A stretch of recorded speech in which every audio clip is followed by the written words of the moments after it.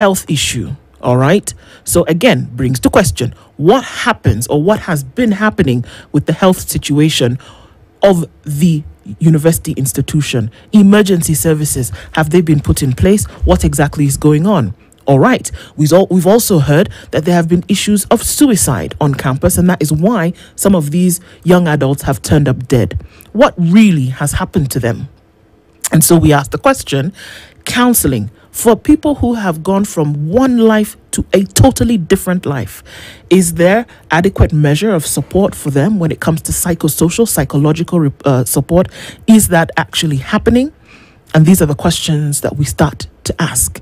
And these are the questions that we must ask. And these are the solutions that we should, and there are solutions that we should be looking for. But we are met with, unfortunately, these students have died for such and such a reason, and that is where it ends. And I'm saying this morning, categorically, that it cannot end there. What value are we placing on life? What value are we placing on the hope that rests in children who've gone through education systems for 12, 13, 15 years, and then now are getting to university, and then the life is snuffed out? How much value and importance are we putting on that? And from what we see, not much. And I've been asked the question, why are you so upset? And I'm asking, why aren't you? You know this? The first time that this matter of students dying came into the full glare of the country was the horrific events that took place on the 16th of April, 2015. The Garissa University attack. Targeted university students, and they died in large numbers. Okay? Now, that we now relate to as though it was historical. But is it really historical for those who lost their loved ones? 148 people died. Injured were 76. Now, a lot of stories abound as to where the police were. There's supposedly an army barracks not too far away from there. And gunshots can be heard miles and miles and miles and miles away. So, the story of Garissa is inconclusive. What could have happened, what didn't happen, is inconclusive. And you draw a parallel with what happened at Dusit Hotel, where the response was swift and immediate.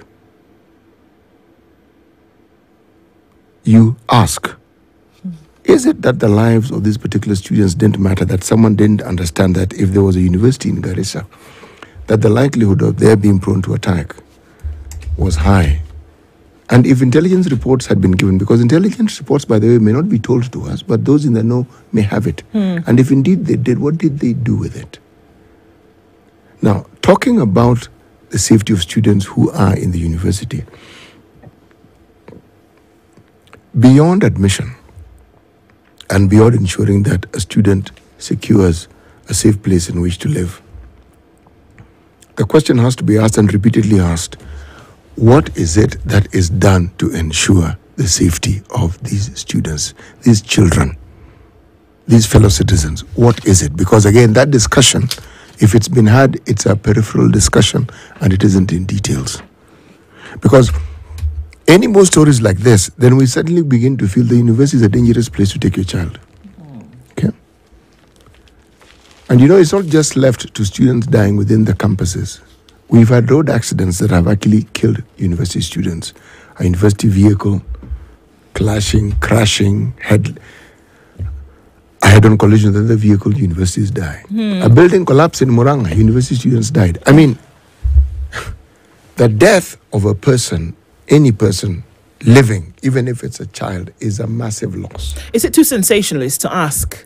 Because look at the numbers that we're looking at today, or rather look at some of the faces that we're looking at today, and which is what brought this up, essentially. 1, 2, 3, 4, 5, 6, 7, and those are just the ones who make, you know, the front cover with their faces. Is it too sensationalist to ask, is a university institution a safe place for students to be in if 7 out of millions have died?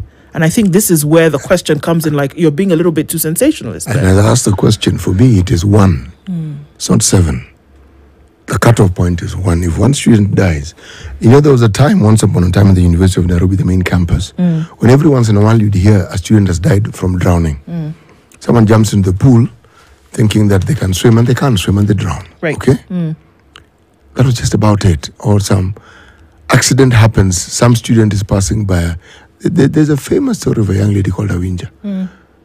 Passed by a building, enough safety, an engineering student. The stone fell on her head, she died. Lord. I mean, it's not that we haven't had incidences, but the reason why too much of a fuss hasn't been made is because the stories were few and far between. And the causes, you realized, were beyond the students themselves, in a sense. If you can't swim, you can't swim. If something falls on your head, you weren't expecting it, but it does. Enough safety measures were not taken. But this issue of suicide, someone coming into a campus and hacking a student to death in the full glare of the public. And questions are there not asked to satisfaction. No. In order to get certain solutions or answers, at the very least, answers into what may have happened. And then asking you to say, all right, follow up in terms of action for implementation. What has actually happened to ensure that this is actually a safe place? Was it somebody who was targeted from where she came until that campus? Was somebody waiting for her, lurking in the shadows? Or do you have somebody who is just rampant in their behavior and is going to hack the next person who comes along? Those questions have to be asked. They're not comfortable. Somebody may see that you're harping on a particular issue and staying there for a little bit too long. But let's take a few steps back, all right? Take somebody who their first experience with an urban city is when they were coming to university. Parents never been there. Maybe visited, maybe heard of every now and then. But your first full living experience, night and day, is when you come to university. You've been through school, primary school. You've been through secondary school. You've finished. You were called to then go to the city to be able to go to university. The hope that this is something that others can then follow in your footsteps and do then rises eternal, springs eternal because of your experience. Your parents, your siblings, your extended family, your society at large, your community at large that you've come from, and they know, yes, CT has gone to school, isn't it? You arrive there, and a few days, within days of you arriving there, what has happened to you? They welcome you back home in a box. Is that not enough for certain answers to be given in terms of what happened? What priority must be put? What value must then be placed on life for us to say, okay, in as much as it's a loss, but the way in which you've gone about explaining it and telling us exactly what happened, then we can also see that we are together. If you tell us exactly what it is or the measures you put in place to ensure safety, this whole discussion takes on a completely different turn. Completely. But we don't know. And that not It's knowing. unspoken of. Yes. The not knowing, what does it do? The not knowing guarantees that people are going to fill that vacuum with speculation. Oh, yes. You don't tell us, we're going to fill it. That you don't care, or that there are other things that are your priority, or that, you've just focused on 1, 2, 3 other things. What is going to be? And if we don't start looking for solutions, if we don't start making those solutions in terms of their finding important, we're going to have more than a crisis. It's going to be wanton, and if we're not ready to deal with it, well, we already have a making of one, don't we? Yes, we do. The crisis that we see it is not the only one that's happening in the country, and quite a number of those at the same time. But in the education sector, we are not, in this case, actually, we are spoiled for choice. And our guest for the hour is here at this time. Mohammed Adow is the Member of Parliament for Wajir South constituency, and he is here. Good morning. Good morning. How are you? I'm great. Thank you. How are you? I'm fine. We waited for you, and then now you're here. Are you all right this Monday morning? Are you sure? Yes, I am very much all right. Thank you. It's All just right. the Nairobi troubles and traffic and all that stuff. Yeah. Nairobi traffic can do a thing on you, can't it? All right. We're glad that you're here. And we've been talking about crises that are boiling in different places. And we're talking about a teacher crisis in northeastern Kenya. And even as you do, look, we're going to welcome you, first of all, to Kenya's biggest conversation. You're in the hot seat this morning. And even as you do, CT is going to welcome you with today's proverb. Our proverbs for the whole of this week come from the country of Uganda. People who live together cannot fail to have quarrels. People who live together cannot fail to have quarrels. It's a good one. It is. It is. What does it mean to you, Mweshima? It means that conflict is part of nature, and that there will be issues and quarreling among people who live together. But it's the way they handle those quarrels that matters. And to stay a family, to stay a group, to stay a unit, to stay a community, you need to make those quarrels go away by finding the best way to resolve them. Because you still have to live together anyway. Indeed. That's true. We're looking at crises, like I said. We know you from a former life whereby you would report on these crises, or crises like these, where you would be on the other side telling the story of them. And so maybe that's not too different from what we're going to be talking about today, isn't it? From your days as a reporting journalist and to now as a member of parliament, and then trying to go towards legislature and policy making and things like that. So in northeastern Kenya, we've been told many things about teachers and what they face. And we're staring down the whole of an education crisis, in my opinion, in this country. And teachers are not left out of it. Give us an overview of what's happening from what you've seen, what you've understood to be the issues when it comes to teachers and their wherewithal, their well-being and their career path from this part of the country. Well, it's a big problem. The teachers' crisis in northeastern Kenya is a big problem. So much so that we are raising a generation, which I call the lost generation, who go to school every day, go through the steps of schooling, arrive in the morning, but do not much in school because of lack of teachers or the absence of teachers in their schools. About a couple of years, 2.5 years to 3 years ago, the Teacher Service Commission brought back about 5,000 teachers from the region. This was following the attacks, the unfortunate attacks that we've seen. They said they were doing that for their own security, but that left the schools exposed with very little teachers, minimal teachers. In some of the schools in my constituency, you'll find 1 or 2 teachers manning a school that has got 8 up to grade 8, some of them with 2 or 3 streams. And you can imagine they would not be even able to keep the discipline. I mean, to urge the children to keep discipline, let alone give them lessons.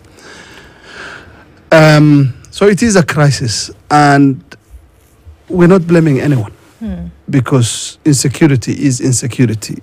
But again, when you look at how the teachers have been acting, I find it a bit irresponsible, to say the least, because first of all, you go and seek a job as a teacher in northeastern Kenya. 6 months to a year later, you want to get out of the place. I know life is hard in that region. I know it's not the stuff they're used to. Life is not the same way it is back in their home counties. But again, it is also part of the country. And as Kenyans, when you sign up to a job anywhere in the country, you're supposed to go and do that job. So I find a bit unnerving and a bit, I don't know how to call it, is the teachers seeking the jobs and then wanting to come back and going to any lengths to try and come back and get out of those jobs. The other day I was at TSC headquarters. I saw so many of the teachers from Mandera with vuvuzelas asking for their mass transfer out of the region. And that has left the Kenyan children in that part of the country exposed. We are raising a lost generation in that part of the country. Mweshima, what are the reasons why teachers who then have taken up a call of duty in a particular area, doesn't matter where, actually it does matter in this case, that they've taken up the call to teach in these areas, what are the reasons that they're giving as to why they're asking for transfers? Because they want to come back to their home counties. because there are no job openings for teachers in their home counties, and there are job openings in Northeastern, majority of them, I would say, want to take up jobs there so that they get into the system.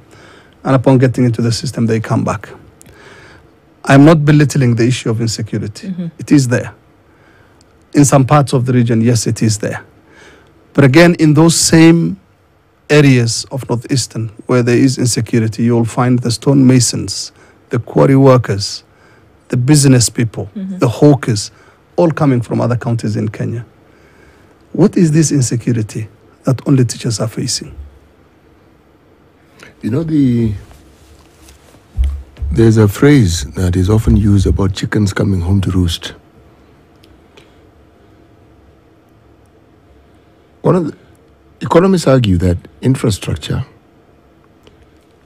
is the cornerstone that incentivizes development. Now, if you have an entire region that was deliberately neglected for decades, literally, roads that everybody took for granted existed, electricity that everybody took for granted in other parts of the country, water, just normal services. And then you get into a decade where there's an attempt to try and make up for lost time. And within that time, the neglect has spurned on other social matters that you probably hadn't foreseen, but it left the people in those areas vulnerable to very many things. Absolutely, you're right. You see, so now, anyone who's traveled up those roads going to Wajir or either going to Bandera, you will find that because of the tarmac, wherever it is that it has reached as we currently speak, or areas that there was no tarmac roads, one thing that was heightened was security and safety. Just the building of a road. At the moment that road wasn't there and you have to travel slowly, you are a prime target for attack. Long before Al-Shabaab were even known. Now, these are cases that one heard in Tana River as you're going towards Lamu. Al-Shabaab hadn't even been heard of. They were just regular homegrown bandits who understood that this was a way of life. Now, Al-Shabaab and their ilk simply highlighted the situation. Now, that having been said, the question that keeps ringing in my mind every time I read this and I hear of it and I'm told about this and I discuss it is, what exactly has the government done? Because this is a national government problem. It's not a county government issue. What exactly has the national government done to ensure that they don't only just talk about about security, but they ensure that there is security? What has the government done? Well, the government says it's doing much, but nothing much visible on the ground when it comes to issues of infrastructure. Much more if nothing is, I mean, if not much has been seen, then it means precisely that nothing has been done. Because the only way you determine something has been done is if you see it, isn't it? You know, this isn't an existential thing where we can feel and sense. We're developing something you have to see. You can't smell it, you can't taste it. You have to see it first. The issue of infrastructure is a big issue and a huge one for the people of not just Northeastern, but the whole of Northern Kenya. There's been very little investment, as you said, aptly, in that part of the country for most of the past 5 or 6 decades. And that, as you said, is having a toll on the people, is having a big impact on security or the lack of it. And I always say there are two Kenyas. That Kenya, which is not aware of the other part of Kenya, which has most of the stuff that people need, infrastructure, schools, teachers, mention everything. And that part of the country where there's a lack of almost everything. Now, since devolution began, there's a lot of chest thumping among government operatives that, hey, we've given you your fair share of the national cake. But is that enough? No, it's not. What the region needs is a huge investment in infrastructure, a huge investment in education, because it's only education that can in the long run, push back against these extremists and people who want to cause harm in our country. I hear what you're saying, Washima. We're going to go to a break in a bit, but maybe something to mull over the break is, so with what has been given to these areas over the last, let's just take 10 years, the question then comes front and center, what has been done? You know, if we can split it into two, there's money that has gone for development to these areas. What has been done with what has been given? Sure, there's more. There's much more that's needed. Nobody can doubt that. But the question will be asked in terms of accounting for what has been sent out, what has actually been done with that. So let's look at that when we come back from the break. Mohammed Adow, the Member of Parliament for Wajir constituency, is here with us this morning. We are looking at some conversations with the teacher crisis. Why do people want to come back? And what needs to be done on a larger scale to make sure that education and other things are developed in this area? Wajir South constituency, sorry about that. And so the Employer of the Year Awards are back this year, even as we go to a break. It's an initiative of the Federation of Kenya Employers that seeks to set organizations which put people at the core of their businesses and have implemented policies, systems, and processes that guarantee that you can create and sustain enterprise competitiveness, making sure that folks will have an opportunity for resilient productivity, improvement, alongside industrial peace and harmony. It creates a platform for identifying and recognizing and promoting excellence in corporate performance, people management, and labor relations practices amongst employers in Kenya. It's going to take place on the 6th of October at the Safari Park Hotel from 6 p.m. This is something that you can get involved in. You can log on to www.fke-kenya.org. All employers are welcome to participate and contact the Federation in order to see how you can do that. The EYA Awards back this year, supported by Safaricom, GIZ, ILO, BAT, NCBA, and NITA.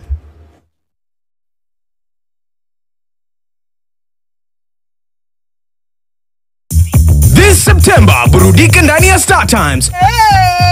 Watch real-life dramas on Rainbow TV. Sijai kuwa tana rafiki magician, so Exciting movies on Filmbox, TNT, PBO. I got a plan. Telenovela. I swear I'll always be faithful to you.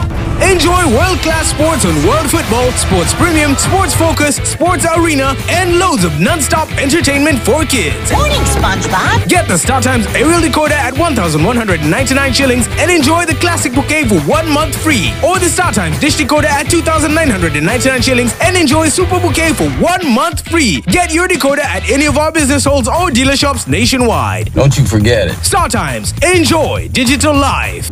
As we feed the brains of our little ones in school, the Standard newspaper takes pride in knowing that we are making a mark in the growth of their minds through the newspapers in education program that steers them in the right direction. And we are proud of it. My experience with NIE, I can say that I have really benefited from that newspaper.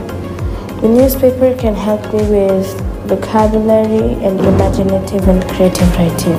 It helps in grammar and it's helpful, especially in English. It helps, like when you're writing, you don't write wrong spelling of words and wrong grammar, because grammar in English is very important. To adopt and sponsor a school class on the NIE program, it will only cost 14,400 shillings per term or 43,200 shillings per year. For more information, please contact Ronnie Ouma on 0720-809-823 or rouma@standardmedia.co.ke. Newspapers in education. Readers are leaders.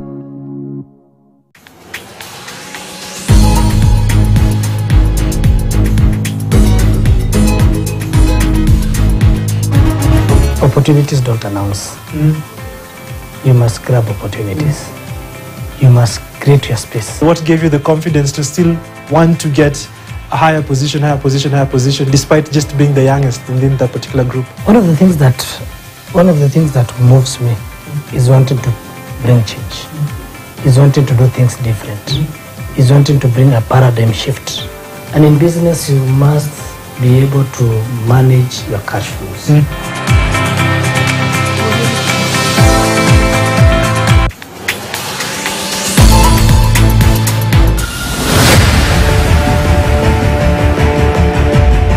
You were the last one in my office before the documents got lost. That means you misplaced them.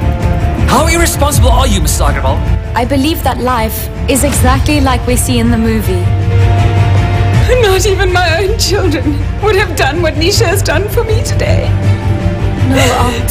Nisha, why do you do that? How long has this been going on for? I don't understand why it is happening. I'm not able to take care of him anymore. He's not happy with me. What on earth are you saying? Believe me when I say these words to you. You will have no more celebrations.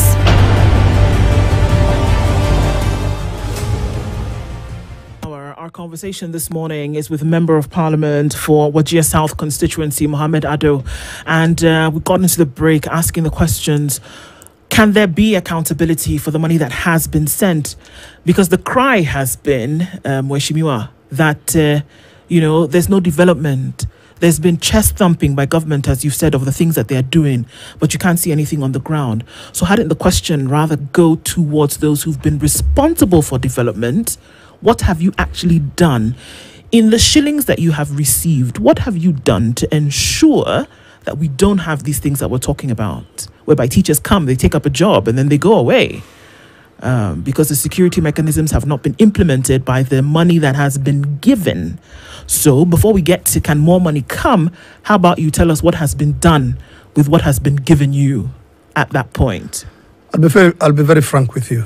And honestly, I cannot defend the indefensible. That money has been lost. And in corruption is a reality no one can deny.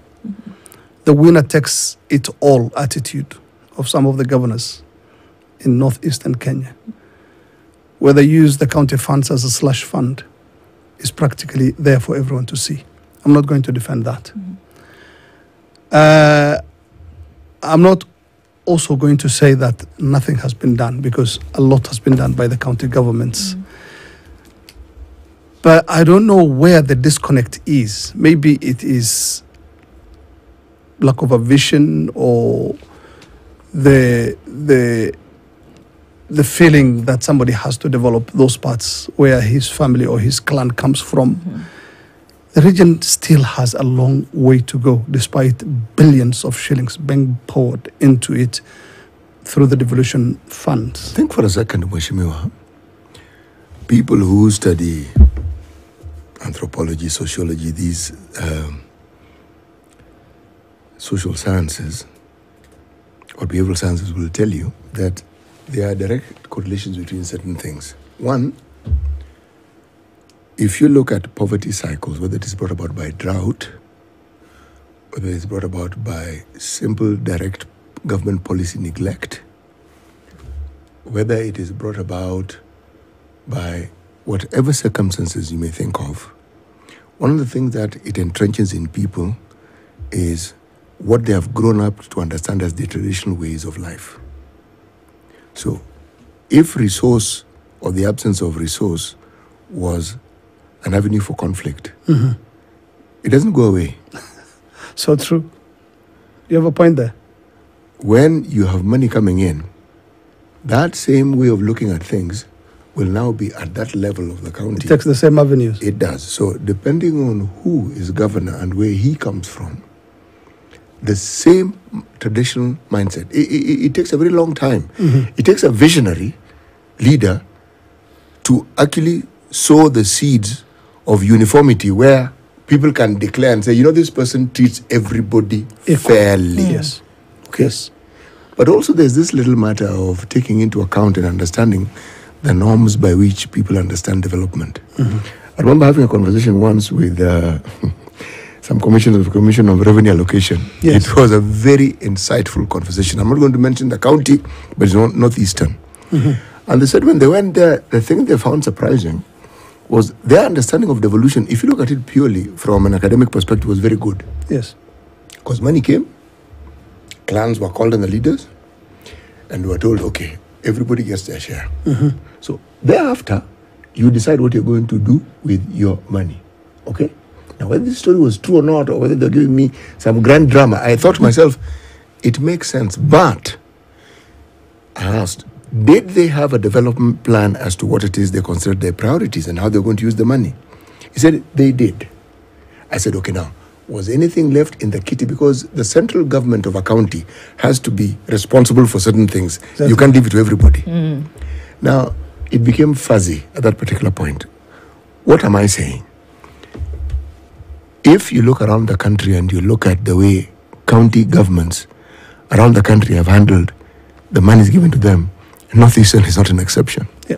But they don't live in an island. They're still part of Kenya. Not in isolation. Yes, Precisely. not in isolation. Precisely. You would assume that if you come from a county that had been marginalized, there'd be a great need for you to uplift your Exactly. people. But then, yes, go ahead, please. I mean, and that is the crux of the matter, because when you are given the responsibility to lead a community that has been marginalized, that has had no investment from the center for so long, I think an extra layer of responsibility falls on your shoulder. It does, actually. To ensure that the people get most of what you're given. Yes. To do things for them. Yes. I mean, and so it's not enough to say that for teachers, for example, who are in Wajir, to get an extra hardship allowance, it doesn't suffice. What we're essentially saying is fix or establish the roads. Let's make sure that if you have a school in central, western, eastern Kenya, you have one in northern Kenya. Yes. That you have roads that are pliable in northern Kenya, that you have security apparatus set up in northern Kenya. So we're saying that, okay, we're saying that an additional allowance is not enough, but that the infrastructure that is around the country is what is required in this part of the country as well. I mean, it's very simply so. Is that not what we're saying? An extra allowance for the teachers, I mean, doesn't cut it. It's just band-aid. It's not going to cut it. What we need is the recruitment, the training and recruitment of more local teachers who understand the terrain, who can live within that society, who identify with them, and who would stay there for as long as it takes. Are there enough people who are interested in teaching? Yes. I mean, before there was this myth that Somalis in Northeastern are not interested in taking up the teaching profession.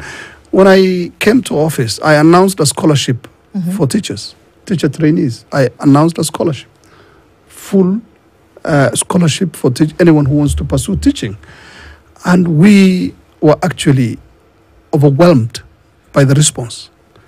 At the moment, we have more than 280 trainees from Wajir South in colleges and universities across the country, you know, getting diplomas and degrees in education. It is possible in every nook and cranny of the region. Let's assume. And it's not that the students are not interested in pursuing teaching. Okay. They are. Let's live in Wonderland for a moment and say that those who are responsible for releasing the strings of the purse then are not aware to the extent that this, situation has gotten. Okay, members of parliament then at that level, do we see that there is continuous and robust agitation for the attention that is needed in this area to be brought to the fore? And I'm not talking about before the plenary one day and then it doesn't happen again until after Parliament resumes. I'm talking about a serious, repetitive, unwavering, not getting tired, deliberate and sustained agitation of these issues on the floor of the House until two things happen. Somebody takes notice, and number two, something is done. Do we see that? Is it happening? It is happening, with almost every member of parliament from the region speaking loudly and as loudly as possible about the problem with teachers and the education crisis in Northeastern. We do, but it's almost always falling on deaf ears until we've had to take matters into our own hands and start using, and it's rightly the only way of doing it, because we've not been getting as much support as possible from the quarters was supposed to act on this. We're now forced to use the Constituency Development Fund to train teachers. And I think it's the best way to do, given the circumstances and how, obstinate the authorities have been. You don't need to apologize. I'm not apologizing. No, don't. Yes. Don't even skirt on the periphery of apology when it comes to such a matter. Because if you look at the development of education, and especially education institutions in this country, where communities have made progress, it wasn't a government effort. Yes. It was individuals deciding they're going to build Harambee schools. Exactly. And that's, I studied through a Harambee school. The first 3 years of schooling, I studied under a tree until our parents had to come and do Harambee to build us our first classes at grade 3. The big difference, though, is that with successive governments, depending on who was in power, some regions benefited better than others because the Harambee schools became government schools. Exactly. And there were many. Sure. But I must ask you, what's the difference then with teachers? Because you said something very important. Traders, businessmen from different parts of the country are still able to come and thrive in these areas. And are not running away. Isn't it? And are not running away. No. They come, they do their business. They live in Wajir. They live in Mandera. They live in Turkana. They live in these areas. They do. They do. Yes. They raise families. Yes. Isn't it? Yes. And they their go kids home, go through the same schools. their kids go to those schools. Yes. So why is it that business people, people who work, will stay, but that teachers ask to leave? What's happening here? Why is teachers specifically? And perhaps if we look at that, then we can see where a solution might come. Because what is the special thing with teachers? There's so many conspiracy theories, and I'm not going to delve into them. All I'm saying is that there is a need to look into that issue wholesomely, and there is more to it than meets the eye. Because why are teachers the only ones feeling the hit when it comes to insecurity? Where are they? The other day, a letter was written by a government official talking about my constituency, which is one of the safest in Northeastern. I share one of the longest borders any constituency in Kenya has with Somalia. Probably the longest is the one my constituency has with Somalia. Okay. But because of cross-border collaboration between the two communities living on either side of the border, we have managed to have collaboration between our people, the Kenyan people on this side, and the ones on the other side, and we have had successes in terms of ensuring that the region, the constituency remains safe. Yet somebody in a government office chose to write a letter warning of impending attacks on schools. Impending attacks on schools, which saw many of the teachers in schools in my constituency taking the night bus out. Some of these things make you think that this could be deliberate. And it was not true? Absolutely untrue. False alarm. Yet it has been written. And I have the copy. So then again, Mheshimiwa, one must ask, because look, it could be conspiratorial indeed, as you say, but I think it is important to look into the underbelly of some of these things. What reason would anyone, government official or otherwise, have in sending a letter of such great magnitude? Because you could see the immediate effect of that. Yes. People got on buses, disappeared. And left, yes. What reason would one have to But at the make same such a time, statement? it's just the teachers taking the buses, not the stonemasons. So what's going on? I think you not the hawkers, not the traders, not the the people who are businessmen. selling vegetables in the market, who are from other counties. What is it? Somebody somewhere needs to look critically at this, and the investigative agencies. What could be the issue, Mheshimiwa? And I think we maybe need to look at that. What could be the issue? Because why? It doesn't make sense otherwise. Those who stay are human beings, just like teachers. Exactly. Why are they not leaving? The why is what we need to find out. So maybe it isn't actually then an infrastructure issue, because the people who stay there are still staying. I mean, we realize the importance of having good roads. We know that. We know the importance of having built institutions where children can learn. I was in primary school more than 30 years ago, and my teachers were from all walks of life, all parts of Kenya. I mean, infrastructure was worse off then than it is now. It's not about infrastructure. It's not about how far-flung the place is. It's not about, you know, the hardship, or if at all there is any hardship. If you know, it's nothing got to do with our life there. So what's the chatter? I think it's political. To what benefit, or on to what end? We have to look at this together to find out. I will not use those things that are being said down there. I'll just. I will venture. I will be open-minded. I will venture into it if you won't, and I will quote. There's a Victorian novelist by the name of Anthony Trollope. I'm going to paraphrase what he said. One of the things that he mentioned, he said, you know, human nature will not endure. Okay, somebody who in the race of life you had rendered to a certain position overtaking you, said human nature will not endure it. Now, apply this notion to just individual life on a daily basis. People have this tendency of thinking that certain communities belong to a certain position in society and shouldn't budge from it. So when they budge from it, it defies the narrative by which many of these people have identified themselves for centuries. Now that is something that human nature will not endure. Now, I have said it in the broadest of terms, and you can use it individually, even in communities. The jokes that are made, the country from which this writer came from. If you listen to the jokes that the English made about the Irish, they're derogatory, or about the Welsh, or about the Scots. Yes. Same. Bring it home. How we categorize our own citizens, the people from this region, people from this. Now, so long as it remains banter, you may think it is harmless, but it isn't harmless. Because over time, it becomes the captive, and it becomes the dominant narrative by which people identify everyone who comes from that particular place.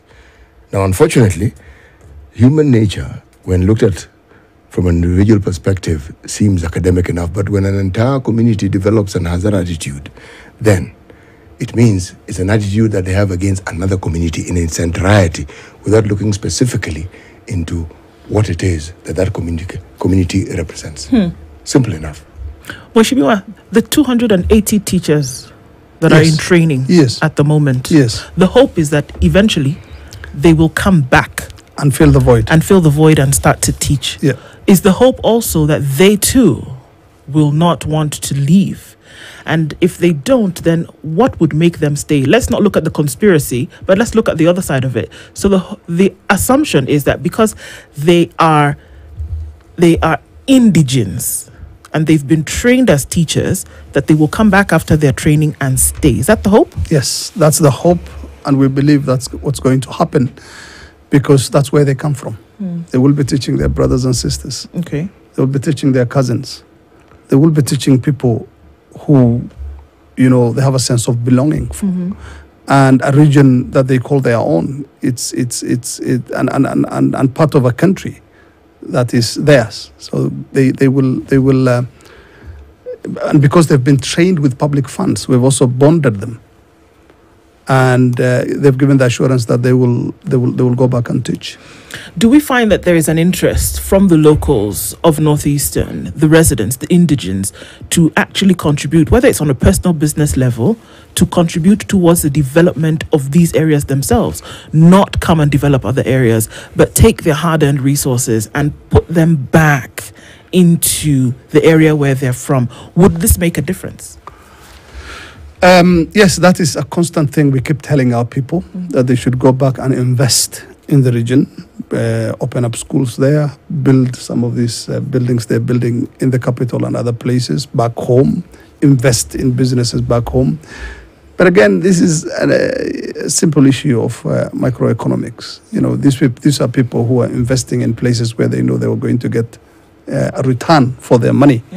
And that's what is actually driving them. It's not the fact that they abhor where they call home and their region, their home region and all that. It's all an issue of supply and demand, basic microeconomics. So, but we are urging them, and we've been urging for a long time, for locals from Northeastern to invest back home. Because we can see them investing in other parts of the country. A great number of them are doing that. People see the bustling business community and very hardworking Somali traders in Nairobi. Developing Nairobi. But they're also developing back home. If you look at it, if you take a picture of Garissa 10 years ago and Garissa today, it's a totally different town. The same with Wajir, the same with Mandera. And the people doing it are the same people, you know, Somali business people. You're absolutely right. You only need to go to Wilson Airport on any day and look at the number of flights that go to that region every single day. It's serious business. Let me just say this. I know we're coming to the end of this particular hour. There are things which are within the purview and the control of a community, and it is those things they must grasp. Because there's this cat you're trying to bell called the government, and unfortunately it's a strange animal. It does its own things, but it also knows how to play catch up. If you have moved to a point where they feel they can assist, it's not because they like you, it's because they can take credit for whatever else that you've done. And sometimes that's the game that must be played. The two communities that are independent or way ahead of other communities in this country were the Kikuyus and Luos.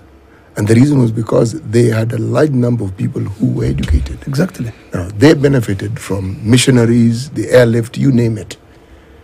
The Kikuyus benefited because they built their own indigenous schools, which later the government took over. Now, all I'm saying is, at the heart of any development of any nation, and I'm talking about nation as a big conglomeration of people and a small group of people, those smaller nations, there has to be that individual effort of that group if you hope to uplift your people. Yes. Looking at that bigger body called the government is a tall order. But you start. Somewhere along the line, they'll realize it's in their interest to join you, and they'll join you, not the other way around. Exactly. Yes. What's your hope, Mheshimiwa, in the coming years, in the coming weeks, in the coming months? I mean, we have borne challenges bigger than the one we are facing before. We've had instances where we have had so many problems at the same time. We will weather this. I have no doubt in my mind that we will weather this.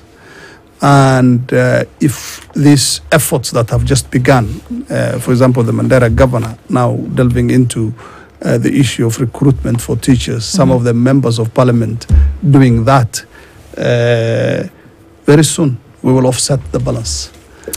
And that region, against all odds again, will shine through as it has done many times in the past. Sounds good. Good words to go on. We want you to come back to open up this conversation a little bit more and to see the progress that has been made over time, keeping people accountable and making sure that folks who are in this can actually come forth through that. So, I mean, it was a short conversation. We'll be glad to have you back again. Sure.